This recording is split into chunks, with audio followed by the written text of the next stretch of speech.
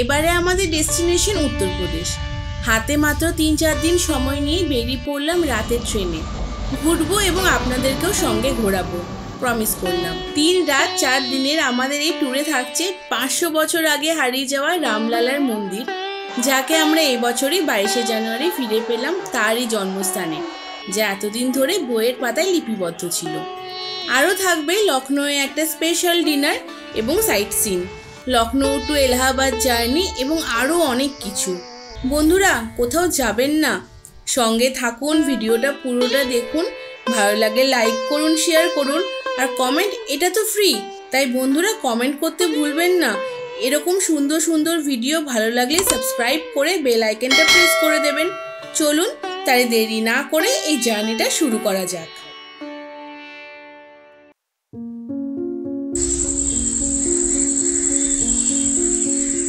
এবারে আমাদের journey start হয় আমাদের হোম টাউন চন্দননগর স্টেশন থেকে। এবারে আমাদের ট্রেন ছিল 13009 দুন এক্সপ্রেস। ট্রেনে উঠে আমরা আমাদের ডিনার করে ফেলি, আর ডিনার করতে করতেই বর্ধমান স্টেশন চলে আসে। এই স্টেশনের প্রতি আমার একটা আলাদাই ভালোবাসা, কারণ এখানে আমার মা বাড়ি। এই বর্ধমান স্টেশনে মাত্র 2 মিনিটের মতো হল্ট ছিল। Good morning from Gaya. তবে আজকে সকালটা শুরু হয়েছিল লোকের আওয়াজে নয়, গরম থেকে। এই বাইরের প্রকৃতি দেখেই বুঝতে পারছো এত গরম আমরা বুঝতে পারিনি। আগে যদি বুঝতে পারতাম তাহলে হয়তো এই জার্নিটা, এই ট্যুরটাই আমরা স্কিপ করে যেতাম। আমরা এসির জন্য বুক করেছিলাম, বাট আমরা ট্রেনের টিকিট পাইনি। তবুও রামলালা তো ডেকেছিল, রামলালা টানে যে আমরা চলে আসলাম। গঙ্গা নদীকে যখন পেরোচ্ছি তখন মনে হচ্ছিল যে কবে আমরা কাশী আর বেনারস ঘুরতে আসবো। অবশ্যই আসবো নতুন একটা ব্লগ নিয়ে তোমাদের সঙ্গে শেয়ার করতে। এত সুন্দর বাইরের প্রকৃতিটা দেখতে লাগছিল, কিন্তু ট্রেনের মধ্যে ওই ভয়ঙ্কর অভিজ্ঞতা, ওই ভয়ঙ্কর ভিড়, রিজার্ভেশনে থেকেও জেনারেলের মতো আসা, এটা আমার কাছে একটা বেদনাদায়ক হয়ে দাঁড়িয়েছিল। তবুও রামলালা যখন ডেকেছে তখন তো আসতেই হবে। তো চলো, আমরা গল্প করতে করতে কাশী স্টেশন পৌঁছেও গেলাম। আমরা এখন কাশী স্টেশনে আছি। ভাবতে পারিনি যে মা গঙ্গাকে আমরা এত সামনে থেকে দেখতে পারবো। এত নৌকা, ইচ্ছে আছে তোমাদের সাথে আমরা এই কাশীর একটা ট্রিপ শেয়ার করব খুব তাড়াতাড়ি। এবছর হোক কি আগামী বছর অবশ্যই সাথে থাকবে। যাই হোক, আর কালকে রাত থেকে আমাদের জার্নি স্টার্ট হয়েছে, আর আমরা সেভাবে কোনো কথাই বলতে পারিনি তোমাদের সাথে। বাট আজকে এখন মনে হলো, তবে একটা পার্সোনাল এক্সপিরিয়েন্স থেকে বলছি, এইখানে এই গরমের সময় আসলে চেষ্টা করবে এসি কম্পার্টমেন্ট বুক করার জন্য। বাকি সব তো তোমরা ব্লগে দেখতে পারবে, কেন বলছি না বলছি। তো চলো, কাশী থেকে এরপরে আমাদের স্টেশন অযোধ্যা, জয় শ্রীরাম বলে রামলালার কাছে যাব আজকে আমরা। গল্প করতে করতে আর এই প্রচণ্ড গরমটাকে উপভোগ করতে করতে আমরা পৌঁছে গেলাম বেনারস স্টেশন। সত্যি বলছি, যা গরম ছিল আর যা লু বইছিল, বেচারার অবস্থা দেখেই বুঝতে পারছো হাল বেহাল হয়ে গেছে। বাইরের দৃশ্য দেখছো, সকাল 10টা বাজছে, কেউ বলবে এখানে তখনই কিন্তু 45 ডিগ্রি টেম্পারেচার উঠে গেছিল। আর মানুষজনের অবস্থাও দেখো এই গরমে কি অবস্থা। সচরাচর কোনো ট্রেনের সম্বন্ধে কোনো খারাপ কথা আমি কিছু বলি না, বাট এইটা যে এক্সপিরিয়েন্সটা আমরা গ্যাদার করলাম, হয়তো আর কোনোদিনও আমরা মনে করে আসবো না, অ্যাটলিস্ট এরকম নর্মাল স্লিপারে।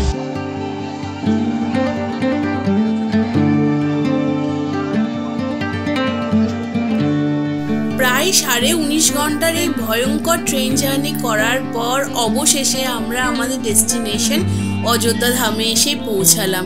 সত্যি বলছি, সারা জীবনের মধ্যে এই ট্রেন জার্নি আমি কখনোই ভুলবো না। প্রচণ্ড খিদে পেয়েছিল, তাই স্টেশনের বাইরে একটা মোমো স্টল থেকে জঘন্য মোমো খেয়ে আমরা চলে গেছিলাম হোটেল দেখতে।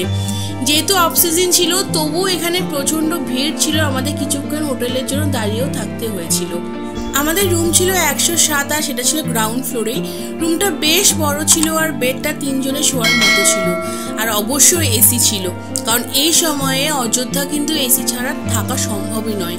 বাথরুমও বড় ছিল, প্লাস ক্লিনও ছিল। ফ্রেশ হয়ে কিছুক্ষণ পর আমরা একটা অটো ভাড়া করে সরোজী নদীর গঙ্গা আরতি দেখতে বেরিয়ে পড়লাম। আর রাস্তায় দেখলাম প্রসেশন চলছে একটা ঠাকুরের। এখানে রাস্তাগুলো এত ভালো লাগছিল না, নামার পরেই দেখলাম এখানে কত বড় একটা মার্কেট আর কত কিছু বিক্রি হচ্ছিল।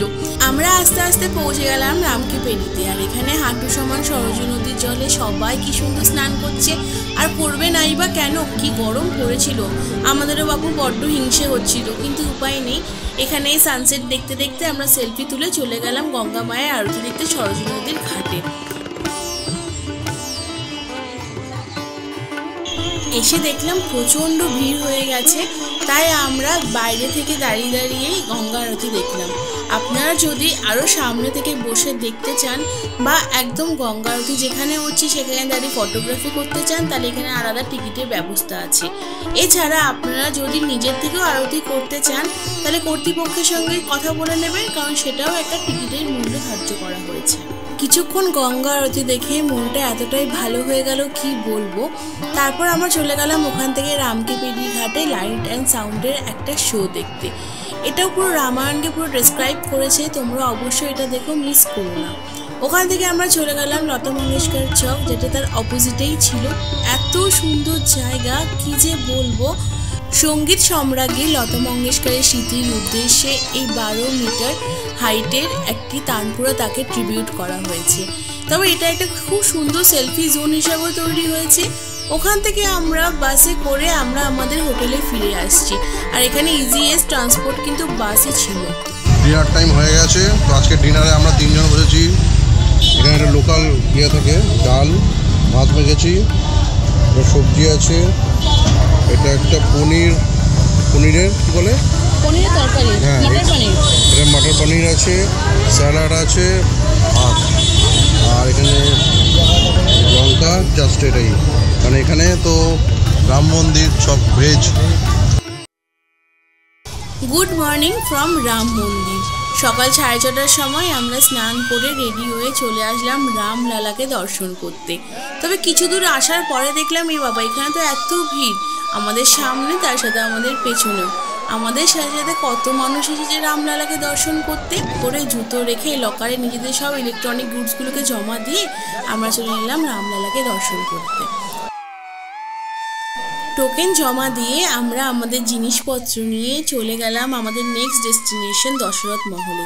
এটা রাম মন্দির থেকে মাত্র 5 মিনিট হাঁটা পথেই ছিল।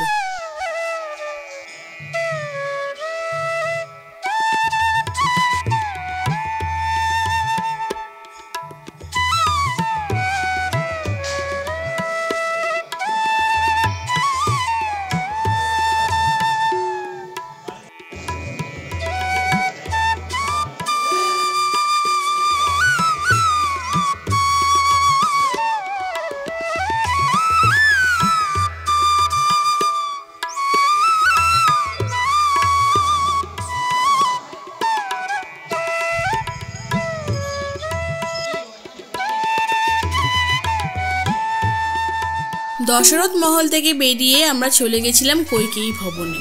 আর এটি ছিল দশরথ মহল থেকে কিছুখানি দূরেই। জানো তো, কথিত আছে রাম সীতার বিয়ের পরে মাতা কৈকেয়ী রামকে এই মহলটি উপহার দিয়েছিলেন। আর এখানে সেটা দৃশ্যই সুন্দর করে বর্ণিত রয়েছে। আমাদের সাথে সাথে কত দর্শনার্থী মানুষ এসেছে এই মহলটিকে দেখতে।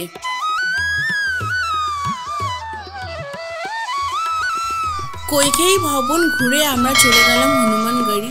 কিন্তু এখানে এসে এই ভিড় থেকে আমরা আর ভয়ে রিস্ক নিলাম না ভেতরে ঢোকার, কারণ ততক্ষণে আমাদের শরীর ডিহাইড্রেট হয়ে গেছিল। হোটেলে ফিরে আমরা চেক আউট করে বেরিয়ে পড়লাম লখনৌ যাওয়ার উদ্দেশ্যে। আমরা বাসে করে চলে গেলাম বাইপাসে। ওখান থেকে আমরা একটা এসি বাস বুক করব। তবে তার আগে আমি একটু বলে দিই, এখানে অটো বা টোটোর থেকে বাস ট্রান্সপোর্টে কিন্তু বেস্ট আমার লেগেছিল।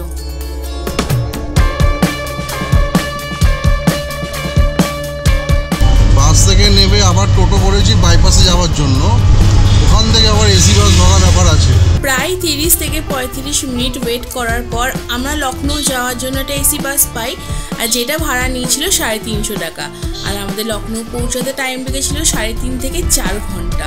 কিছু দূর যাওয়ার পরে না আমরা দেখলাম যে লখনৌ আমরা ঢুকে গেছি।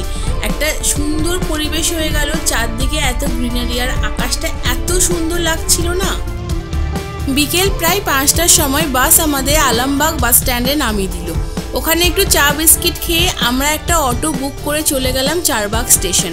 আর স্টেশনের কাছে আমাদের হোটেল বুক করে নিয়েছিলাম। আর হোটেলটা ছিল এসি হোটেল, কারণ লখনৌটাও মারাত্মক গরমের জায়গা। তবে ছোট্টর মধ্যে চিমচামে হোটেলটা আমার খুব ভালো লেগেছিল, কারণ একটা রাত্রিতে ব্যাপার ছিল। ফ্রেশ এনাফ হয়ে রাত্রে আমরা বেরিয়ে গেলাম আমাদের স্পেশাল ডিনার করতে। আর আমরা খেয়েছিলাম মিলান রেস্টুরেন্টে শামি কাবাব, গলোটি কাবাব, লখনৌ স্পেশাল মাটন বিরিয়ানি, আরও অনেক কিছু।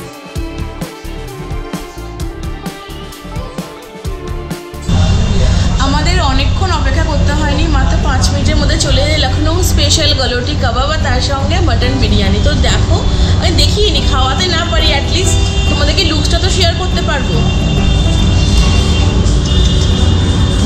এই হচ্ছে গলোটি কাবাব, তার সাথে একটা হরিয়ালি চাটনি রয়েছে, তাছাড়া স্যালাড তো ম্যান্ডেটরি। আর তার সাথে রয়েছে আমাদের ফুল প্লেট মাটন বিরিয়ানি। এখানে 4 পিস মাটন রয়েছে, তার সাথে এখানে যে এক্সট্রা গ্রেভি, রায়তা আর তার সাথে স্যালাড।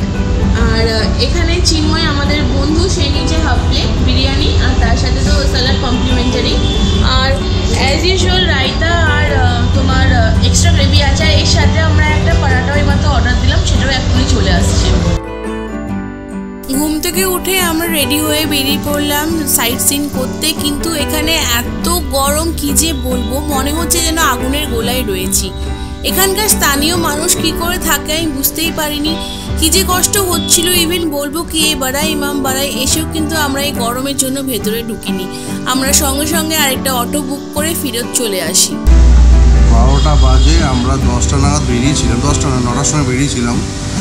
তো প্রথম গেলাম ভুলভুলাইয়া ইমামবাড়া, ইমামবাড়াতে। এতটা গরম, লু বইছে বাইরে, আর আমাদের এনার্জি শর্ট করে একদম ছট করে নেমে গেল।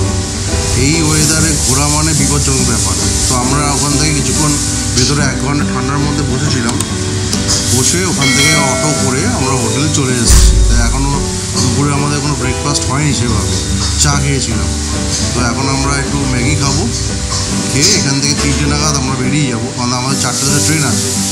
লখনৌ চারবাগ স্টেশনে চলে আসি 3:30 নাগাদ, কারণ আমাদের এলাহাবাদ যাওয়ার জন্য 4টে নাগাদ ট্রেন ছিল। আর গরমের কথা কি বলবো, এখন যে ভিডিও ফুটেজটা দেখছো, এখন কি তোমরা বলতে পারবে কটা বাজে? সন্ধ্যে 6:30। এত গরমের মধ্যেও কিন্তু মানুষজন যাচ্ছে। আমরা গল্প করতে করতে প্রায় রাত 11টা নাগাদ পৌঁছে গেলাম প্রয়াগরাজ বা এলাহাবাদ জাংশনে। কালকে ব্লগটা শেষ করেছিলাম এই প্রয়াগরাজ জাংশন থেকে, আর আজকেও সেম জায়গা থেকে শুরু করছি, কারণ এই এলাহাবাদে এসে আমরা কোথাও বেরোইনি হোটেল থেকে। এখানকার ওয়েদার এতটাই গরম ছিল আর এতটাই লু বইছিল। নিজেদের পার্সোনাল এক্সপিরিয়েন্স থেকে বলছি, যারা ট্যুরিস্ট হিসেবে আসছেন, যারা এখানে ঘুরতে আসছেন, তারা প্লিজ এই সময়টাকে অ্যাভয়েড করবেন। চেষ্টা করবেন শীতকালে আসার, কারণ এখানে যারা থাকেন তারা এই ওয়েদারের সঙ্গে তারা হ্যাবিচুয়েটেড, বাট আমরা না।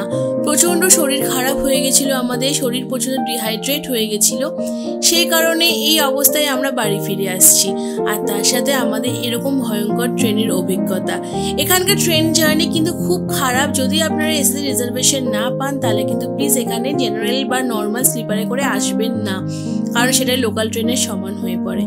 যাই হোক, যতটা পারলাম চেষ্টা করলাম আপনাদের সঙ্গে এই ভিডিওটা শেয়ার করার। যদি ভালো লেগে থাকে আমাদের ব্লগ, তাহলে লাইক, শেয়ার, সাবস্ক্রাইব করে পাশে থাকবেন। দেখা হবে নতুন দিনে আর একটা নতুন ট্রাভেল ব্লগের সাথে।